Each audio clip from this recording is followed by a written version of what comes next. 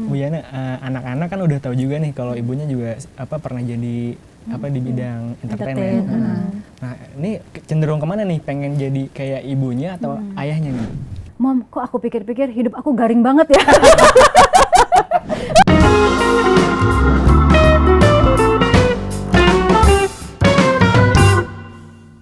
Tribuners, ngobrol Bogor kali ini kehadiran sosok yang sangat cantik. Ya. Makasih Ki. Mohon maaf nih, sisir kutu minggir dulu. Bisa aja dikutu. Gini Teh, jadi nih tamu kita kali ini memang wanita yang sangat spesial karena pertama kali kita hadirin di sini dan kursinya juga pertama kali didudukin sama wanita. Begitu. Bener Ki, selain cantik, narasumber kita yang satu ini juga punya segudang prestasi Ki. Yoi. Kita langsung kenalin aja kali ya. Boleh. Ibu Yana Ardian. Ibu apa kabar? Baik, Assalamualaikum. Waalaikumsalam warahmatullahi Nih wabarakatuh. Ibu Yana lagi sibuk apa nih Bu akhir-akhir ini Bu? Sibuk apa? Sibuknya nggak pernah berkurang. Sebagai istri kepala daerah pastinya kegiatan organisasi, kegiatan kemasyarakatan ya, dan tentunya urusan di rumah ya, domestik. Dan sekarang saya lagi lanjut lagi S3. Mohon doanya ya. Mantap. Amin. Mantap banget ya. Mantap Ki. Mantap banget. Nah, jadi Tribuners perlu diketahui lagi nih kalau Ibu Yani ini adalah seorang istri dari Wali Kota Bogor, Kang Bima Arya. Sudah 19 tahun ya Bu ya? Ya, hari mengarungi. ini. Hari ini pas hari ini Bu. Pas hari Bu. Hari ini spesial Tribuners ya. Iya. Dirayain di sini. Itu dia. Wah, makasih nih Bu waktunya Bu. Iya, makasih Bu waktunya. Rumah tangga kan udah lama banget ya Ki ya, dengan berbagai jenis rintangan tentunya ya Bu ya. Ingat banget waktu Kang Bima Covid tuh, Ibu sampai pelukan dari jauh sama Kang Bima. Emang romantis itu ya Bu, di rumah sama Kang Bima? Kita itu selalu mengekspresikan rasa sayang itu dengan verbal dan non verbal gitu. Jadi memang itu dibiasakan supaya anak-anak juga terlatih untuk menunjukkan rasa sayang gitu. Kayak gitu. Jadi emang di rumah pun seromantis itu Bu? Sebenarnya bukan romantis juga ya gitu, tapi artinya ada sebagian orang tua yang misalnya nggak mau pelukan depan anak-anak misalnya kayak gitu kan. Nah ini kan bukan masalah anak-anak memperlihatkan melihat orang tuanya pelukan atau tidak, tapi anak bisa menangkap oh ayahnya sayang loh sama ibunya, ibunya sayang loh sama ayahnya. Itu tuh penting buat anak-anak gitu. Wah, terus saya contohin lah. Contohin Ki. Tapi belum nikah saya Bu. Ya, gimana? Mesti nikah dulu dong.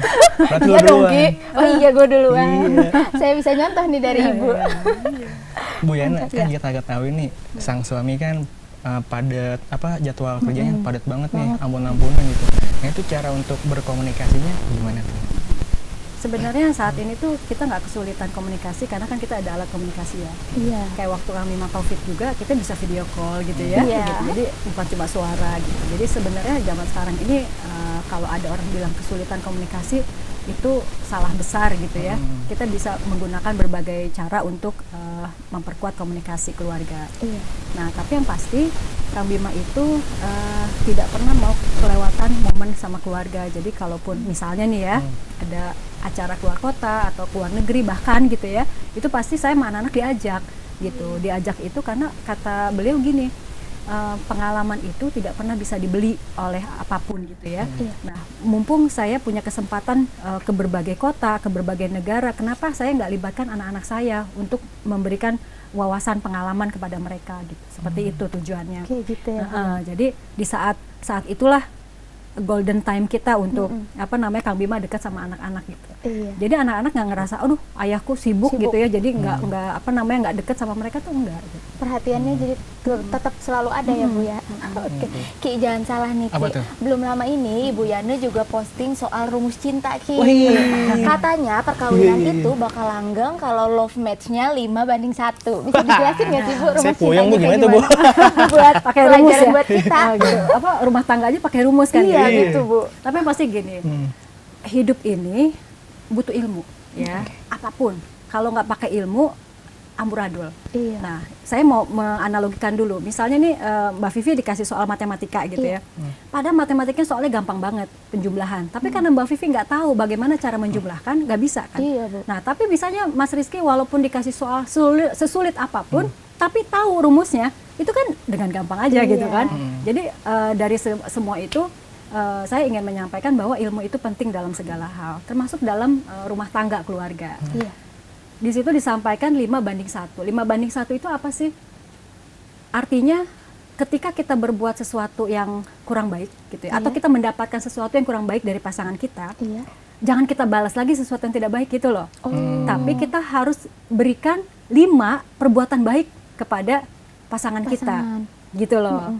Atau sebaliknya, misalnya gini, misalnya saya marah sama Kang Bima, saya marah kan gitu kan. Nah lalu Kang Bima terluka hatinya. Nah artinya saya punya hutang ke Kang Bima untuk melakukan 5 kegiatan perbuatan baik ke Kang Bima supaya menutupi 1 itu. Gitu. Nah kalau yang sekarang terjadi kan di dalam rumah tangga pasti ketika suami marah sama istri marah juga. Nah itu ya terus kayak gitu kan ya. Pokoknya balas-balasan kayak gitu. Nah itu yang ingin kita terapkan dalam keluarga gitu. Jadi 1 perbuatan tidak baik ditutup oleh 5 perbuatan baik. Gitu. Tapi itu berlaku buat suami juga dong ya Bu ya, bukan istri aja. Berlaku. Itu harus dan kami ini di rumah itu harus menyampaikan ya secara verbal apa yang ingin kita inginkan. Jadi kayak misalnya gini, kamu tahu nggak kalau ternyata ya suami istri kalau misalnya 1 perbuatan nggak baik itu harus ditutup sama 5. Nah itu tuh diucapkan. Jadi jangan misalnya nih ada suami istri lihat postingan saya, terus langsung kalau misalnya suaminya marah-marah dia ikutan marah-marah, itu atuh kayak Bu Yana. Nah bukan kayak gitu, tapi sampaikan jangan gitu ya Bu ya. Jangan bandingkan pasangan kita dengan pasangan orang lain. Nah itu juga salah satu rumus nanti ya kalau Anda sudah berkeluarga. Anda berkeluarga? Anda udah terapin. Jangan bandingkan pasangan kita dengan pasangan orang lain. Siap. Karena kita beda-beda ya Bu. Beda-beda gitu. Jadi apa yang kita inginkan sampaikan. Kita ada yang tidak nyaman sampaikan. Gitu. Komunikasi. Ya. Iya. Ente gitu gak? Gitu dong, kayak alhamdulillah. Gitu ya, deh. Ini mesti dicontoh juga nih. Contoh Niki rumusnya. Saya udah dapat ilmu lagi nih. Saya masih pacaran. Tapi udah lamaran. Udah gitu. mau nikah Bu. Jadi ilmu juga kan dari Bu Yani. Pasti dong. Saya yang nonton nih. Private nanti sama Eka. Siap. Nanti sebelum nikah ini dulu pengalaman chatting. Oh iya siap. Kita bikin Yang grup udah ya. nikah boleh nggak Bu? Boleh ya? nggak ada masalah. Oke. Nah Bu Yani, ini saya penasaran nih. Penasaran sama kabarnya Kinaura sama Kenatra gimana Bu sekarang Bu? Nah mereka kan udah mulai pada tumbuh dewasa nih. Pengawasan dari Ibu Yani sama Kang Bima seperti apa sih ke mereka? Pengawasan ya? Mereka itu unik ya. Jadi Kinaura yang perempuan itu kayak saya, tapi versi ekstrimnya. Nah, Ken yang kedua ini bapaknya banget, tapi versi ekstrimnya gitu ya. Nah ini juga menarik ya, mungkin untuk keluarga-keluarga semua ya gitu kan, bahwa anak itu memang nggak akan lari dari bibit atau bawaan dari orang tuanya. Tapi apakah itu distimulus atau tidak gitu. Nah kayak misalnya anak saya yang pertama itu dia tidak terlalu banyak bicara. Kayak saya tidak terlalu banyak bicara ya, cuma sekarang aja. Nah, tapi dia tipe pengamat gitu. Orang kan beda-beda ya. Nah, kakak ini tipe pengamat. Jadi dia mengamati sesuatu terus dianalisa. Kayak gitu tuh. Dia senangnya kayak gitu. Nah, kalau Ken itu lebih banyak suka dia interaksi sama orang, ngobrol dan lain-lain gitu. Lebih kayak Kang Bima. Ekstrimnya gitu. Ekstrimnya. Karena ternyata Kang Bima aja segitu udah ini banget ya. Udah ekstrovert banget gitu kan. Nah ini juga kan lebih aktif gitu. Nah jadi untuk anak-anak usia di bawah umur gitu kan, tapi sudah bicara isu pemerintahan, isu politik ya mungkin karena sering terpapar ya. Gitu. Nah jadi kitanya yang harus ngerem karena apa? Ada batasan usia di mana tidak perlu harus banyak terpapar kan. Anak-anak itu kasihan, dia bebannya masih belum siap untuk menerima banyak persoalan kayak COVID kemarin ya, waktu PPKM yang kita kekurangan oksigen itu kan. Itu Pak Bima pulang selalu membawa berita kekhawatiran kan, kita kurang oksigen dan lain-lain. Itu berdampak loh sama anak-anak gitu loh. Jadi mereka jadi parno kan, apalagi ayahnya kena COVID yang pertama. Mereka lihat gimana ayahnya dibawa ke ambulan masuk dan gak ada yang menyentuh satu orang pun gitu kan ya, gitu kayaknya kayak nggak mau deket-deket gitu kan. Itu juga pandangan yang traumatik ya buat anak-anak ya gitu. Nah jadi saya belajar sama Kang Bima, anak-anak itu harus distimulus dengan hal-hal yang positif terus, karena itu bekal untuk mereka. Mereka seperti apa kelak itu tergantung stimulus yang kita berikan kepada anak-anak gitu loh. Kayak gitu ya Bu ya. Bu, kalau Kang Bima ini kan pengambil kebijakan di Kota Bogor ya Bu ya. Kalau dalam urusan anak gimana Bu? Kang Bima ikut ngambil keputusan juga nggak? Kayak misalnya Kinaura, Ken sekolah di mana gitu, atau diserahkan ke ibu atau diskusi? Untuk menentukan sekolahnya di mana tidak ya, karena biasanya itu juga ibunya lebih tahu, biasa kan kayak gitu ya. Tapi Kang Bima akan bertanya apa alasannya gitu loh. Jadi misalnya anak saya yang pertama itu dia masuk sekolah Islam gitu kan. Kenapa dia pindah dari sekolah internasional ke sekolah Islam? Apa alasannya? Kalau laki-laki itu kan rasional ya gitu ya. Jadi kalau kita memutuskan sesuatu harus diberi alasan yang masuk akal gitu. Nah, tugas saya adalah menulis alasannya apa aja gitu kan. Iya, ditulis. Sampai anak saya itu sampai nulis 8 alasan kenapa dia mau pindah ke sekolah Islam gitu kan. Seperti itu. Nanti kita bahas satu-satu. Nah, itu kebiasaan kita kayak gitu. Jadi walaupun keputusan di akhir ada di saya, tapi itu keputusan akhir yang sebenarnya digojlok sebelumnya gitu loh ya. Ada proses pertimbangan dari Kang Bima. Dan melibatkan anak-anak juga ya Bu ya kalau kayak gitu. Sampai memaksakan kehendak gitu kayak gitu. Oke. Bu Yana, kalau saya lihat kan beberapa kali si Ken nih lengket banget ya sama ayahnya. Bahkan setiap kegiatannya selalu ikut mulu nih. Nah, emang sedekat itu kah sama ayahnya atau gimana Bu? Jadi gini, kalau di perkembangan anak ya, anak-anak sampai ya sekitar usia 10 tahun itu laki-laki itu memang masih di bawah pengasuhan ibu ya. Kasih sayang ibu, perlindungan ibu itu memang harus lekat. Tapi di atas usia 10 tahun itu pengasuhan anak laki-laki, pengalaman ya buat Mas Rizky ya, nanti kalau punya anak laki ya. Siap-siap. Nah, di atas 10 tahun pengasuhan anak laki-laki itu harus di bawah naungan ayah gitu ya. Ayah. Karena value dari ibu dan value dari ayah itu kan berbeda. Dari ibu mengajarkan rasa sayang, ya, kebersihan, kayak gitu kan, etika. Dari ayah apa sih? Tanggung jawab, berani, kayak gitu loh. Nah, kalau misalnya terlalu lekat dengan ibu di usia-usia dia sudah pubertas, nanti dia lebih feminin, dalam perkembangan kedepannya gitu loh. Nah, jadi makanya saya karena kami mempelajari perkembangan anak seperti itu, ya kita bagi tugas gitu kan, gimana caranya yang biasanya bangunin tidur itu saya, nah sekarang diganti yang bangun tidur bapaknya gitu loh. Nah itu hal kecil tapi itu akan berdampak pada psikis anak. Iya betul. Gitu. Wah keren banget ya Ki ya. Berarti kan siap jadi ngikutin jejak ayahnya nih sebagai pendidik atau gimana? Karena sering ikut kegiatan ayahnya belakangan ini ya. Kalau ditanya apa sedikit terpikir oleh dia untuk jadi udah pemimpin mulai gitu. Mikir gitu. Keren. Doain ya. Amin, pasti. Bu, kalau Kin nih, kan tadi ngomongin Ken, sekarang ngomongin Kinaura, kan sekarang udah gadis ya Bu ya, udah cantik banget lagi Ki, mirip sama Ibu Yana. Pengawasannya beda nggak sih Bu sama Ken? Secara kan anak perempuan gitu, lebih ketat lagi atau gimana Bu? Boleh pacaran nggak gitu Bu Kin? Gini. Saya harus agak cerita dulu nih ya, gitu. Ini kan berbagi kan, gitu. Jadi Kin itu TK, SD di sekolah internasional. Ketika kelas 5 SD, dia bilang sama saya mau pindah ke sekolah Islam. Nah itu tuh sebenarnya memutuskan tuh anaknya sendiri. Emang keinginan sendiri. Nah terus saya bilang, kenapa Kak alasannya? Aku ingin bersama teman-teman yang pakai hijab semua gitu kan. Saya bilang kalau kamu mau berhijab, hijab aja, nggak usah pindah sekolah. Saya bilang gitu kan. Aku ingin mempelajari Islam lebih dalam gitu.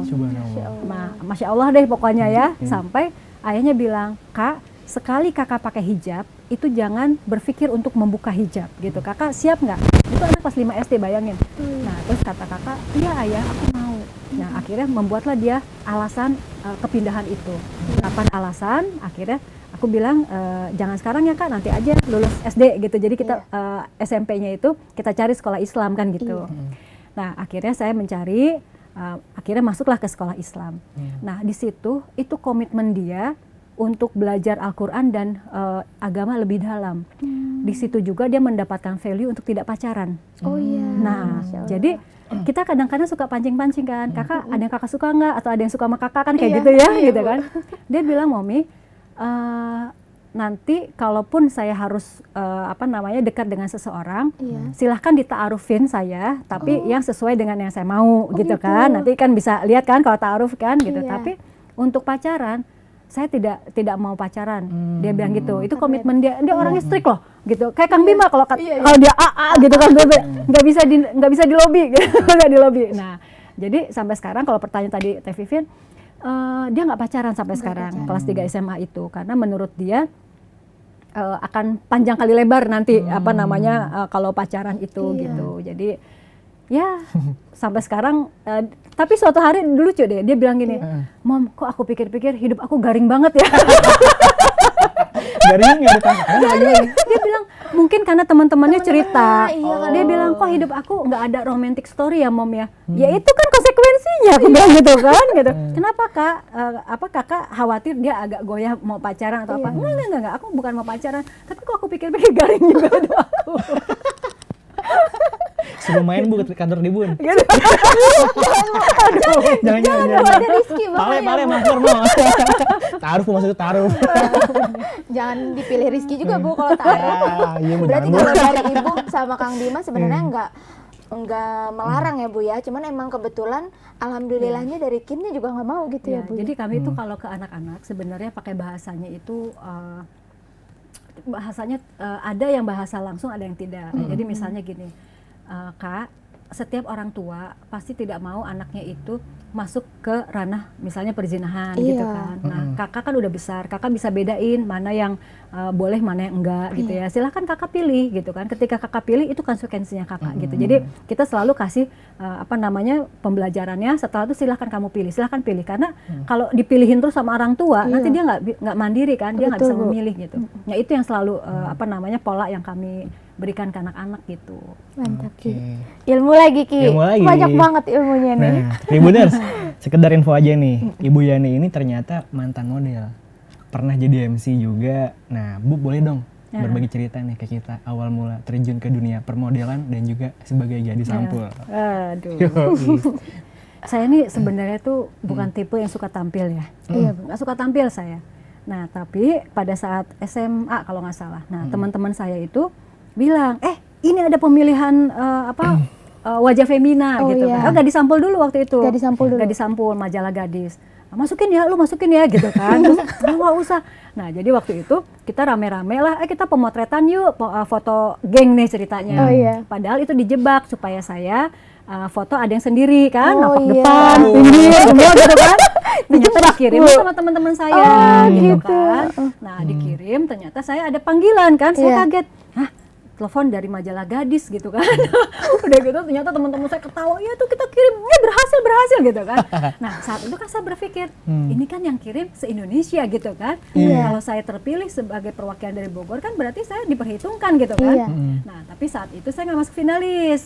Nah lalu berapa waktu kemudian ada pemilihan wajah femina. Itu kerjaan teman-teman juga tuh, dikirim sama gitu lagi Bu. Nah, kalau femina saya masuk gitu kan, finalis gitu. Saya selalu bilang sampai sekarang tuh sama teman-teman, lu yang kirimin, gue yang kerja. Tapi ya nikmatin aja lah gitu. Udah takdir ya Bu ya. Tapi jadi artinya tuh bukannya saya tuh pengen banget gitu ya, dikenal dan lain-lain tuh enggak juga gitu kan. Tapi ternyata memang setelah saya jadi finalis, banyak tawaran untuk pemotretan, jadi MC kayak gitu. Ya jalanin aja gitu. Jadi berkah Bu ya. Jadi berkah. Dari ketidaksengajaan. Iya, dari dijebak temen.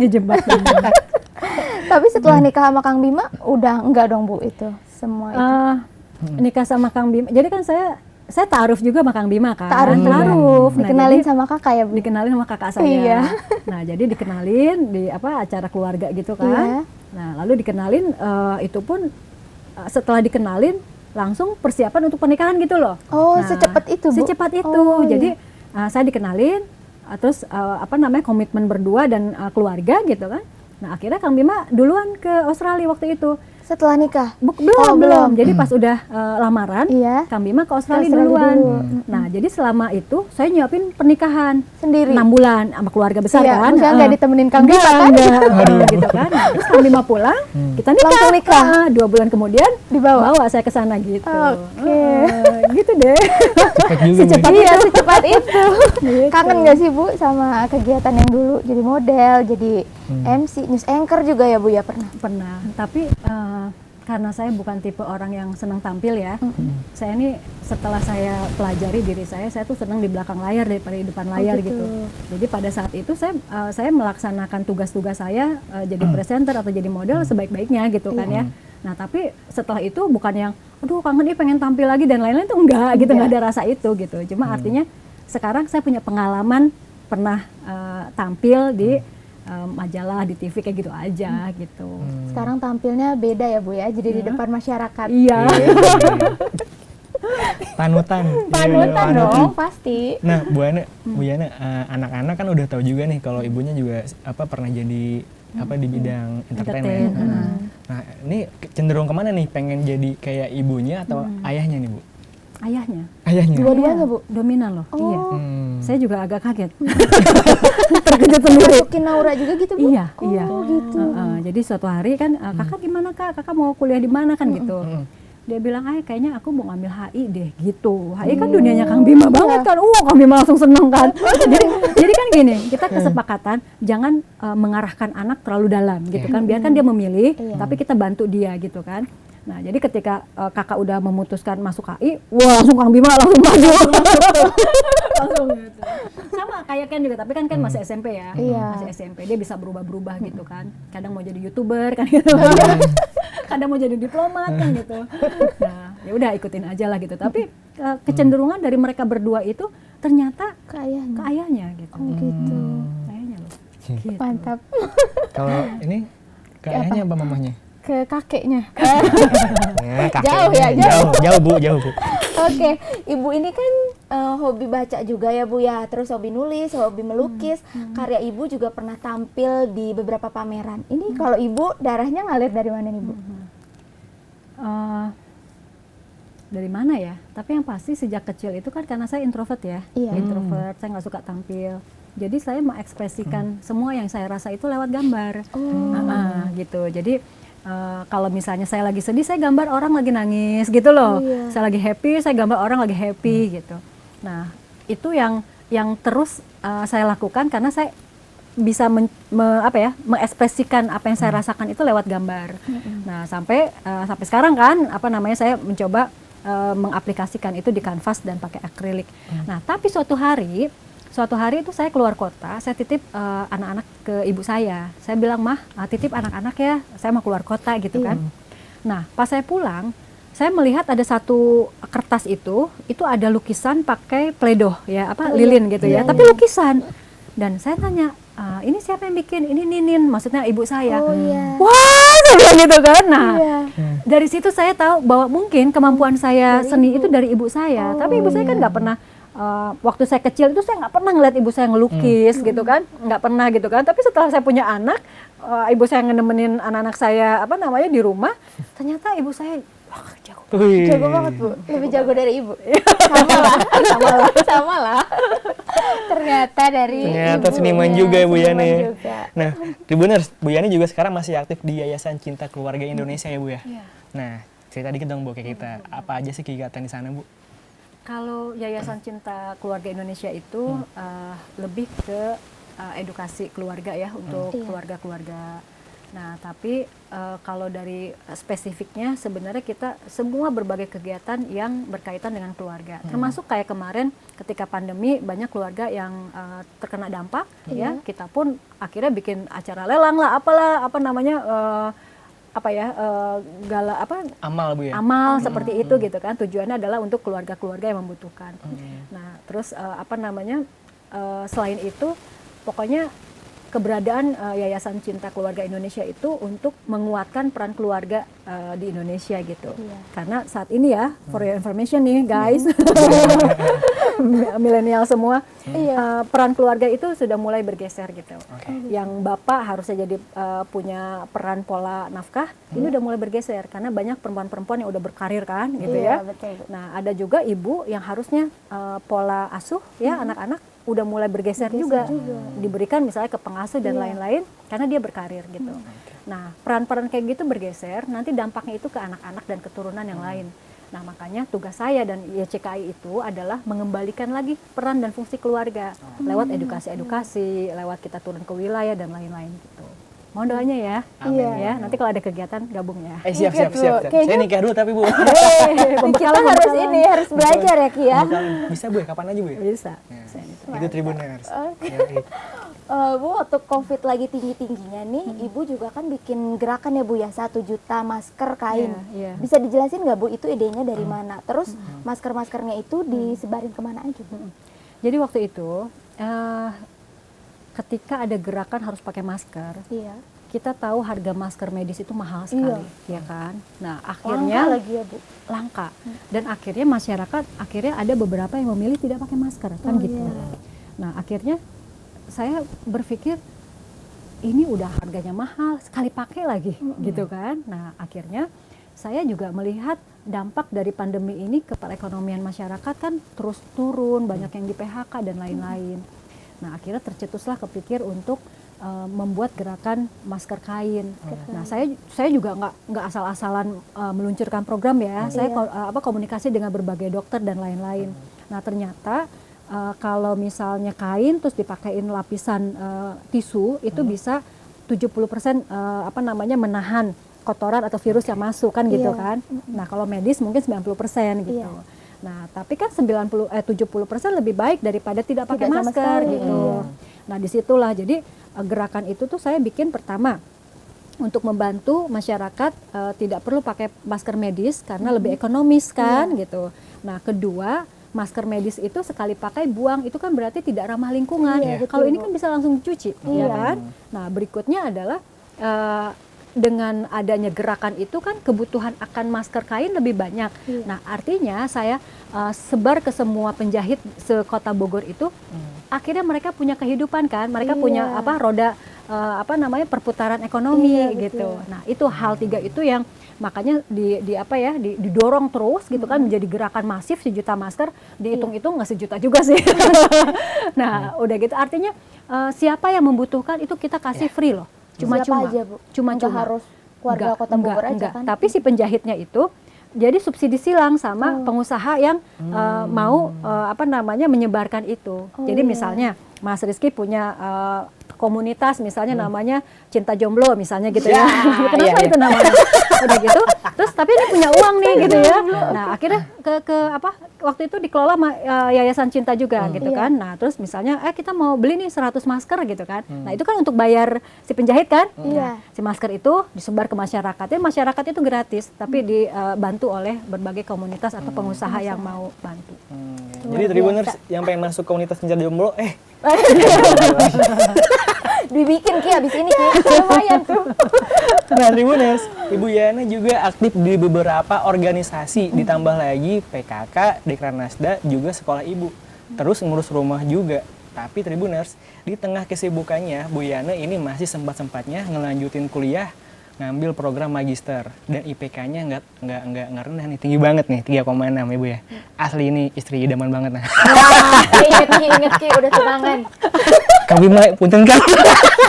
Bercanda kan. Kalau Ibu Yana 3,6, lu berapa Ki? Kemarin berapa ya? Ya gitu deh, jangan ngomongin lah. Kayak ngomongin ras kayak gitu, jangan. Oke. Tapi Bu, kenapa sih Bu kepikiran untuk ngambil magister lagi? Berarti sekarang S3 ya Bu ya, sekarang ngambil S3. Itu Ibu ngambil S3 karena emang ngejar gelarnya atau karena emang Ibu hobi belajar? Saya senang belajar pertama ya. Senang belajar, terus kedua saya melihat awal-awal saya ngedampingin Kang Bima itu kan saya jadi ketua PKK ya, jadi saya harus turun ke masyarakat. Nah, ternyata banyak sekali persoalan kan di masyarakat itu. Masalahnya di mana sih? Keluarga-keluarga kan gitu loh. Karena ketidakpahaman mereka bahwa keluarga itu punya fungsi, punya tanggung jawab kan gitu masing-masing gitu. Nah, lalu saya terpikir waktu itu memang mau sekolah lagi tapi nggak tahu mau sekolah apa gitu. Nah, ketika ada pameran pendidikan gitu, saya lihat loh kok ada ilmu keluarga dan perkembangan anak, kok menarik banget ya gitu ya, ada loh itu. Nah, saya ingin membantah stigma masyarakat bahwa berkeluarga mah jalanin aja kayak gitu, nanti juga alami. Nah, saya merasa di zaman sekarang ini tantangannya kan luar biasa. Kalau nggak pakai ilmu itu repot gitu loh. Nah, akhirnya saya coba masuk ke situ. Ternyata setelah saya jalani program magister itu, oh ternyata banyak ilmu-ilmu yang saya nggak tahu gitu. Saya udah punya 2 anak gitu kan. Nah, yang lucu itu setelah saya di pertengahan jalan aja, anak-anak saya bilang gini, Mami setelah kuliah, Mami jadi ini deh, jadi lebih baik. langsung merasa. Tapi betul kata saya, nggak bisa alamiah gitu. Ada unsur alamiahnya, tapi juga kita harus diisi oleh wawasan-wawasan yang lebih formal gitu ya. Nah, tapi spesifik saya di remaja. Jadi kemarin saya mendalami remaja, karena remaja kan masa yang rentan. Dia bukan anak-anak lagi, tapi juga belum dewasa gitu kan. Nah, masa itu susah banget. Banyak orang tua yang akhirnya patah karena tidak bisa ngadepin anak remajanya. Nah, begitu juga anak remaja akhirnya kabur dari rumah karena nggak kuat ngadepin orang tuanya, kan gitu. Nah, ini masa yang susah. Makanya kemarin S2 saya tentang itu. Nah, sekarang saya lanjut lagi, saya penasaran gitu ya. Kayaknya saya merasa ada yang belum tuntas. Nah, saya ambil lagi tentang remaja gitu. Jadi doain ya. Amin, Bu. Pengen jadi ahli remaja gitu. Amin, ya Allah.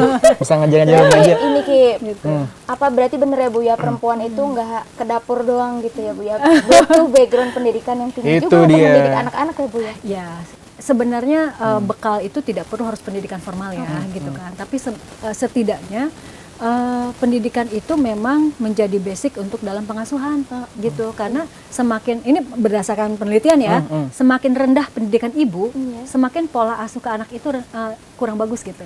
Tapi semakin tinggi, semakin bagus. Ya mungkin karena apa namanya, ya wawasan juga yang semakin luas kan. Kayak Saya gitu. sepakat Belajar banget, Bu. terus. Sepakat banget, Bu. Semangat. Semangat. Jadi istri, Semangat buat belajar lagi di sekolah lagi. jadi banyak Bu teman-teman saya yang bilang kalau punya istri mah apa kasur, sumur, dapur. Itu kan aduh. Tuh masih Nggak kolot boleh. pemikirannya. Nah, itu gimana, Bu? Karena gini ya, ini pengetahuan juga untuk kalian semua. Justru istri-istri yang tidak punya pendidikan yang baik ya, itu akan menyusahkan para suami. Karena kan dia kan tidak tahu peran sebagai istri itu apa aja. Yang ada dia banyak menuntut sama suami kan. Pokoknya saya pengen gini, pokoknya saya pengen itu. Nah, padahal ada hak suami yang belum terpenuhi oleh dia kan. Nah, gitu. Itu hati-hati tuh ya Vivi ya, jangan terlalu banyak menuntut. Kena juga Jadi loh. gini, kamu penuhi aja hak suami ya. Kamu harus tahu hak suami itu apa aja sih. Ini penuhi aja, penuhi. Jangan terlalu banyak nuntut. Karena apa? Setelah kita memenuhi hak orang lain, hak kita akan terpenuhi oleh orang lain itu gitu loh. Itu hukum alam ya. Tapi kalau kita banyak nuntut, nanti mereka pun akan banyak nuntut sama kita. Ketika ditanya, oh ya, saya belum menunaikan ini, saya belum menunaikan ini. Ternyata banyak yang belum kita kerjain karena kita sibuk untuk menuntut gitu.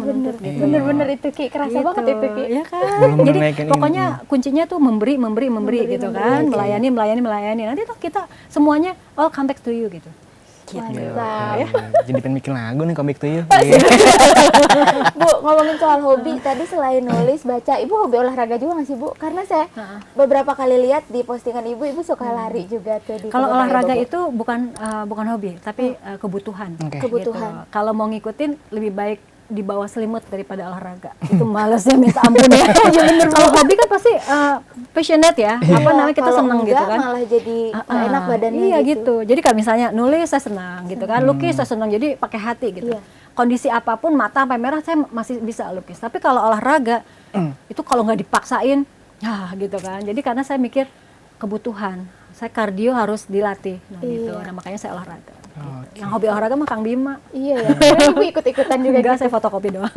Kapan-kapan boleh dong Bu, kita anak-anak Tribun Yuk. jogging bareng sama Kang bareng Bima. besok sama Kang Bima. Besok pagi. Besok pagi Mau nggak? di mana Bu? Kebun Raya. Tapi hadir dulu dong Bu, Kang Bima di sini ntar. Ya, Saya udah kayak kali ngundang nih, datang. Sibuk ya Bu ya. Sibuk banget ya. Akhir tahun apalagi nih. Iya, mau nggak jadi wali kota? Mau Kepikir deh, nggak? jadi wali murid aja Bu. Wali kelas. Jadi wali kelas. Akhirnya Tribuners, acara kita berbobot juga kan, ngomongin rumus cinta, soal parenting juga ya Bu ya. Benar Dan memang bener banget nih kata orang-orang, Ibu Yana sangat menginspirasi wanita-wanita di banget. Indonesia ya. Iya, apalagi Amin. untuk perempuan yang kadang jadi pesimis, bisa terus berkarir apa enggak sih kalau misalnya udah berumah tangga gitu. Ternyata bisa juga lah, ya Kaki. Amin. Dari ceritanya tadi udah jelas Bu Yani ini jadi bukti real atau nyata bahwa perempuan tuh bisa juga ambil peran lain dan punya power luar biasa kalau dikasih kesempatan juga peluang. Benar, bisa tetap berkarir dan berkarya, tapi tidak meninggalkan perannya sebagai istri dan ibu yang baik untuk anak-anak juga. Tribuners, kayaknya kita udah tiba di penghujung acara nih Ki. Padahal masih seru ya ngobrolnya. Habis ini kita juga bakal belajar parenting juga lagi nih Bu. Iya. Makasih Bu ya. Sama-sama. Oke, Tribuners, terima kasih banyak buat udah nonton dan juga terima kasih juga sekali lagi buat Bu Yana. Sama-sama. udah berkesempatan hadir di studio Tribun Bogor. Oke, saya Vivi Febrianti. Saya Rizky. Kami pamit undur diri. Sampai jumpa.